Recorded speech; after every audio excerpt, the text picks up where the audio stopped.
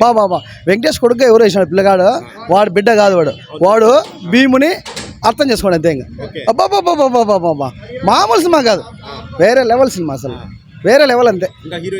Heroine చాలా బాగా వేసినారు, హస్బెండ్ వైఫ్ అండ్ వాళ్ళ దాంట్లో బాగా పెట్టినారు, అన్నీ బాగున్నాయి. ఇది ఉంది ఇది లేదు, అన్నీ బాగుంది. అన్నిటికన్నా లాస్ట్లో మన గురువు గారి గురించి, అదే మనకు ఉపాధ్యాయుల గురించి చెప్పారు కదా, అది ఎక్సలెంట్, సూపర్.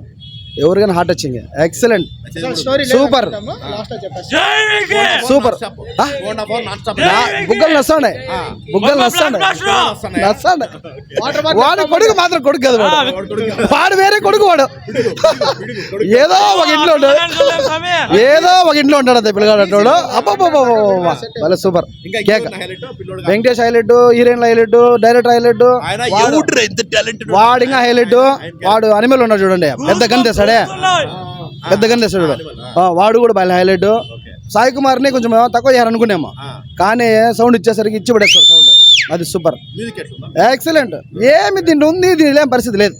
ఇది ఆల్ అందరూ ఫ్యామిలీ కానీ పిల్లలు అందరూ ఆల్. లవర్ బాగున్నారా, వైఫ్ బాగున్నారా?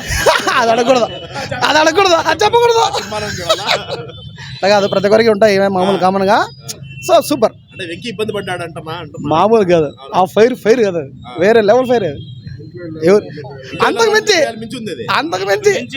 అసలు వెంకీ సినిమాలో ఇలాంటి సినిమా మనం చూడాల, వేరే లెవెల్. ఇంకో విషయం ఏమంటే లక్ష్మీ సినిమాలో ఏ రేంజ్ లో ఉన్నాడో వెంకటేష్ ఆ రేంజ్ లో ఉన్నాడు. Look excellent, super, excellent and excellent. కేక సినిమా సూపర్, అసలు అంతే వేరే లెవెల్.